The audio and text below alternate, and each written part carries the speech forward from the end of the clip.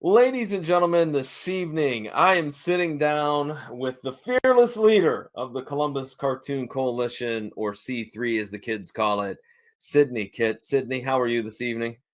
I'm doing great. How are you, John? I'm doing well.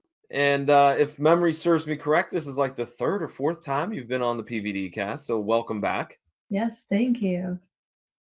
Well, you have a new anthology that's coming Do. out. So let's talk about it. It's called C3's Hidden Histories.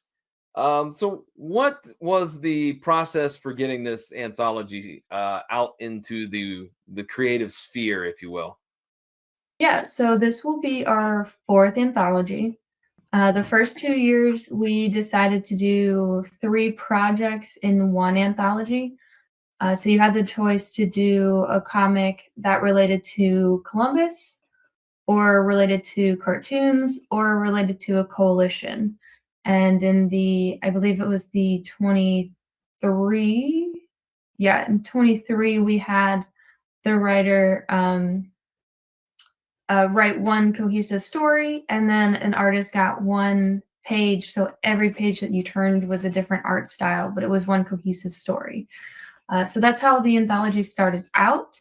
Last year, we chose to do a single prompt, which was C stands for, and just let everybody interpret that how they wished. And that was super fun and rewarding. So this year, we decided to also do a single prompt. And we decided to do the prompt of educational. And it was more in the sense of somebody has to learn something from your comic. So it's not necessarily, I need to have a written history of Ohio from 1803 to present day. It's more of like, hey, these places exist in Ohio. So we have a really good mix of different histories in this anthology that cover artists, places in Ohio, including comic shops, um, birds and bears, and histories, whether that be from thousands of years ago or just tens of years ago. So we have a pretty decent mix for this anthology, and I'm excited to show it to everyone. I have learned so much by doing these conversations with everybody. In fact, I didn't even know that there was a thing at OSU called the Rare Books and Manuscripts Library until I started researching your project, and I'm like, oh, I didn't even know this thing existed. So, can you fill in the listeners to a little bit about what that library actually does and how long it's been around? I will do my best. So, as John's mentioning, my portion of the anthology, so what I created, is a comic about Ohio State University's Rare Books and Manuscripts Library, which is located in Thompson Library. Everybody knows Thompson, but not everybody knows the special collections. And I'm fortunate enough to have a cousin who works in the special collections and has taught me so much. And part of what she has taught me was finding out about this illustrator whose name was Margaret Armstrong. I went to my cousin's talk about Margaret Armstrong and was instantly hooked. So as soon as I heard that talk and we had the theme for this anthology, I knew immediately what I was going to do. So you asked specifically about the Rare Books and Manuscripts Library. It is part of the special collections at OSU. And for scale, I believe it's a Thompson Library, I believe, hosts 5 million books. I believe that's the number. Um, it's a lot. Wow, It's a that lot. is Yeah. that. And so the Wow. the rare books and manuscripts portion of it, as it says rare books and manuscripts. So you can find a lot of different, what do they call it? Illuminations. The old medieval text where it has like the very fancy first letter. Oh, yes. You can find a lot of those. Um, as I mentioned, they're collecting Margaret Armstrong's books that she illustrated, so not books that she wrote, but just her cover designs. I was able to see some of Frank Lloyd Wright's original drawings. Whoa. Along with an Indiana Jones script. What else? And I didn't touch it because I was too afraid, but I also was shown a portfolio, basically, I believe from the 1400s, either the 1400s or the 14th century. But basically it was just like, hey, I'm an architect and here's what I can do. And he would take the book to, you know, the courts and everything to get a job. And so Oh. to think of something that old, I was like, no, I'm not touching it. Thank you. I'll look from distance.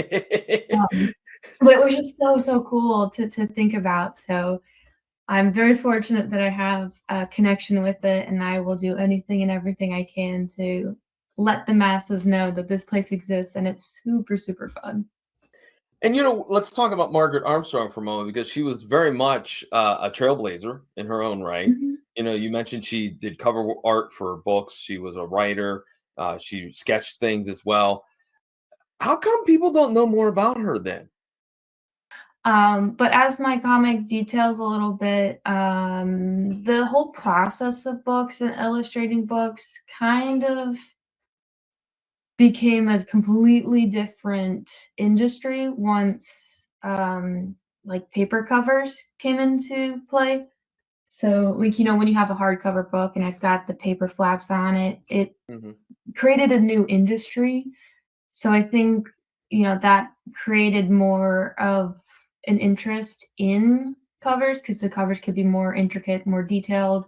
Whereas the cover books that she was creating at the time was just directly on the book, directly on the cloth. Um, and so I don't know at what point in history she fell behind the scenes, but she was so well known during the time that they used her as a selling point for books. Okay. Would Okay. buy the book, Margaret drew the cover. Um, so to hear that she was so, you know, popular and well known for her time, and then to be here and to not know about her is just it's a little sad. So I wanted to bring that to light because I just fell in love with her story and her artwork. Oh my gosh, her artwork. It's amazing.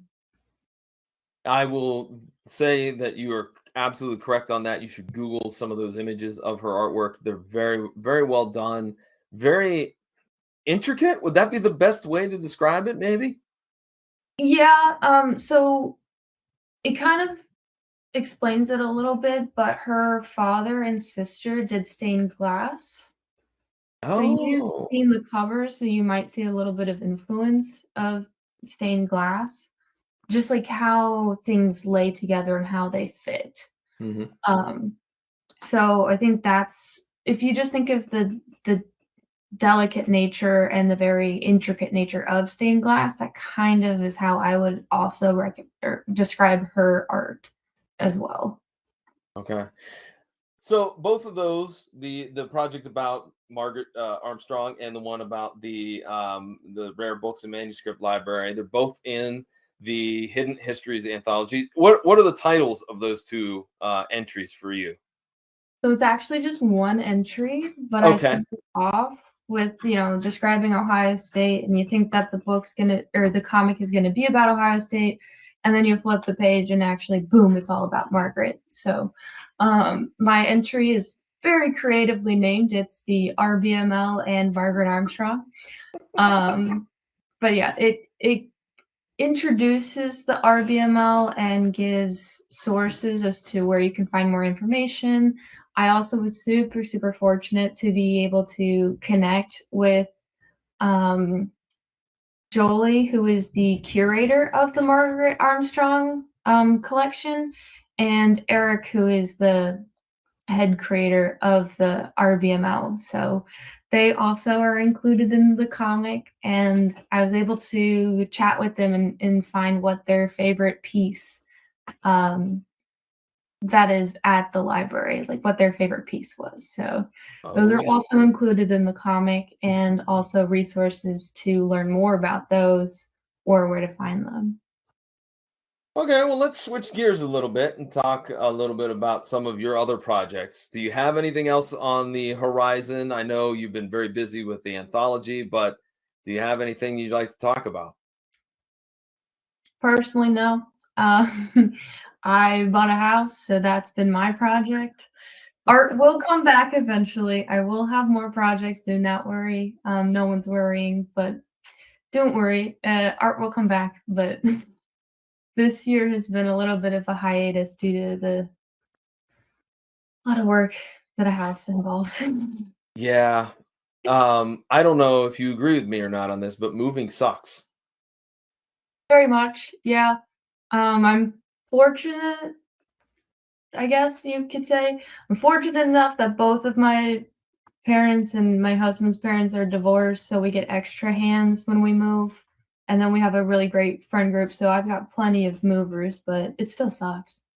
It's the worst. I think it's the worst thing any human being can do Yeah.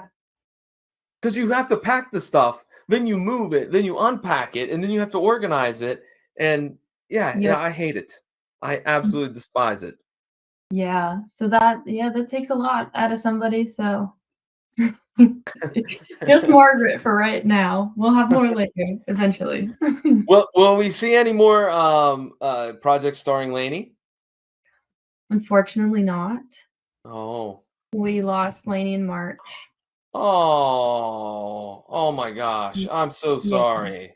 No, it's okay. She will live on forever in our hearts, in the Oh, animations, and now I have 2 dogs because Lainey, with her Addisons, we couldn't get any more, friends for her, so I've got 2 now.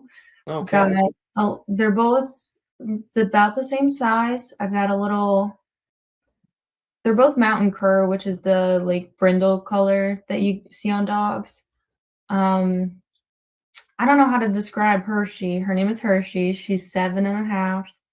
She's so sweet, but very mean. Uh, Very mean. she's an only child, but she's not, because she grew up with, like, 13 other dogs before she, found her way to us, so she's spoiled. She is like, if you imagine the body of a pug, but the face of, like, a Doberman maybe? I don't know. She's very cute, very nice. And then I have Rocket, who is 4 years old, and he looks like Scrappy Doo. I'm not gonna lie to you, it looks like Scrappy Doo. His head is way too big for his body. He's got the, like, the basset hound Mhm, paws where they sit like this, mhm. but he's got, like, German Shepherd ears in the head.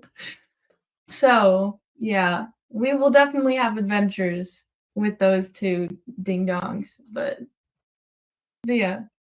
Well, again, my humble apologies. I know my wife and I. Well, this is a couple years ago. We had to put down one of ours, and oh, it sucked. It sucked big time. So Yeah, yeah, it's never fun, but, we were very, very fortunate to be able to love her as long as we did, and yeah. with the disease and with cancer, I'm just happy that we got the time, so and now I got these 2 dingbats, so I'm sure more mischievous mysteries will come about. You'll have material for years. Fortunately or unfortunately, depends on how you look at Well, it. depends on, yeah, exactly. All right, well, let's talk a little bit about the crowdfunder. All right, the Yeah. crowdfunder is definitely it's like it was last year. I've mentioned that before. You know, last year was a success with doing Mhm. it this way with crowdfunder, which to be honest, it's different. People, it's not like a regular Kickstarter or Indiegogo. It's a little bit different. And Sydney, you want to tell the folks at home what's different and what to expect if they donate to crowdfunder? So by helping with purchasing through the crowdfunder and not just general sales, you are actively helping raise the page rate for the artists. So this initial campaign is just to be able to have funds to print the books and also to pay the artists. Now, don't fret. The artists will always get paid. I always make sure that they get paid, even if it comes out of my own pocket.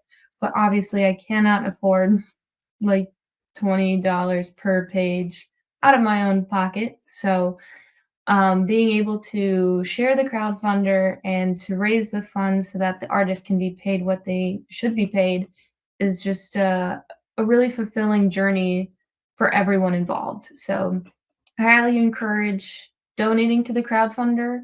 And we only need to hit 2,000 total raised in order for all of the artists to be paid $25 per page that they entered. That's a lot of money for some folks. So I would really, really love to get to 2,000. And if we get past 2,000, then all of that money still goes to the artists. So it's a direct raise to pay the artist directly, whereas any of the sales after at tables, different events that you see C3, that all goes to help programs that C3 puts on. But this is the time that you can help those artists directly. And as you mentioned, the top tiers, $25 per page if we reach 2,000. And it's kind of bracketed down as well. If if it happened to only be able to get $1,675, everybody still gets $20. It's $1,350, $15. And then let's see if the last tier, if I'm correct, 1,050, that gives everybody $10 per page. And again, it goes right back here to Columbus creators. It's not going anywhere else. All right. It's used to help these folks with all types of things, right? Because you know as well as anybody, Sydney, it's expensive to be creative sometimes. Yep. That's why I chose the very ridiculously overpriced something pad instead of all of the paper and pens and pencils and watercolor and markers. So it gets up there regardless of whatever medium artists use. It's not a cheap hobby. It is not. But before we wrap up here real quick, I think maybe we could take a couple of minutes to talk about the CBJ. For those that don't know, Sydney is a hockey fan. I'm a hockey fan. So this is going to be, in fact, the Toronto Scepters of the I try to remember it. I can never remember the letters. Like it's the PL PWHL. Professional Women's Hockey League. I don't know why. I don't know. I think it's the fourth letter. I swear to God. It's like I get If it was confused. 3, I'd be fine. What? If it was 3 letters, I'd be fine, but it's 4 Yeah, letters. it'd be fine. It's the fourth one messes me up, I swear. But anywho, so thoughts on the upcoming season? Uh-oh. There's a long pause, ladies and gentlemen. I will say another thing that John didn't mention is we also happen to be playing roller hockey in the same league. I was going to mention that. Yeah, I just so happened to be thrown in the goal last game, and being in goal, I had my pads on wrong, and I let some goals go in, and I was attributing myself to a goalie that is well known. And then I fixed the pads, and I was kicking butt, and I attributed myself to the new goalie. If you know, you know. But I'm not going to say anything on the internet. You're talking about Jet Greaves, who if you want to put a name to it, sure, yeah. Yeah, I think he's got some potential. I think he and the addition of Charlie Coyle, I think is going to help. I don't know about Miles Wood. I got to be honest, he's kind of meh. But Charlie Coyle, I think, is a solid guy. So the only thing is, the big question is, you've paid some people a lot of money, and they need to They need to step up. We'll just say that. Yeah. Well, the only way from here is up, so I'm just hoping that we can at least make the playoffs. So There you maybe go. let's There you make go. it. That But for that my Toronto Scepters, my girls up in Toronto, I would like very much to not lose against Minnesota again in the playoffs. 'Cause my husband decided to pick Minnesota. It's a very passionate household here when it comes to the PWHL. Okay. All right. Enough Divided. said. A divided household. Okay. All right. Well, let's real quickly go over social media, websites, where you're going to be.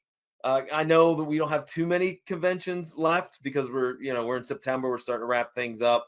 But Mhm. if you have any public appearances, give us a website, social media, and all that jazz.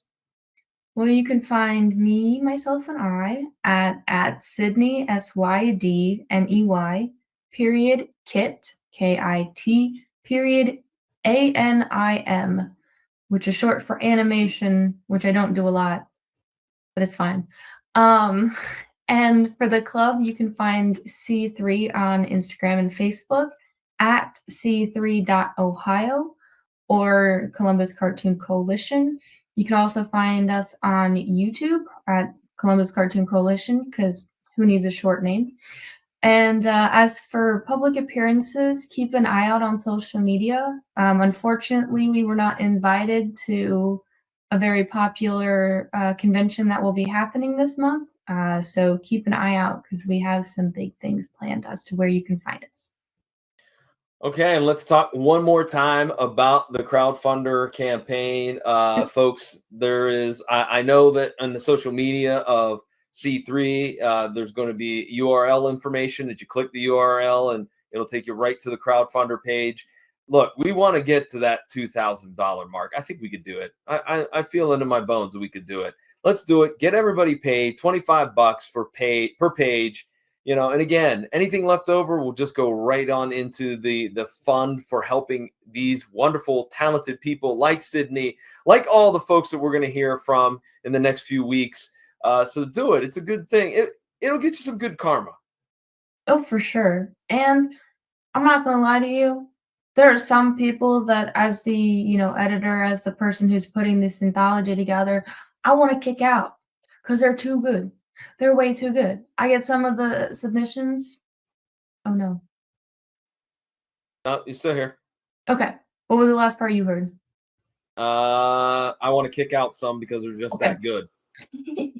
I'll just redo the whole thing, but I will say, as the editor, as the person who's putting on this anthology, there are some people I just want to kick out because they're way too good. They make me look like child's play. So good. I'm so fortunate to be able to see the process of everyone's, line works to colors and all of that. And there's so many amazing, talented artists. So not only do you get to learn a little bit of weird, quirky, fun little facts that involve Ohio or other items, you also kind of get a little mix of artists, a little taste, and hopefully maybe find your next favorite artist and you can find more about them. So lots of beautiful artwork, a lot of fun history that you did not know about, I promise. All right. With that being said, then, Sydney, thanks for sitting down and chatting with me. Thank you for hosting these as always. It's always fun to talk to you.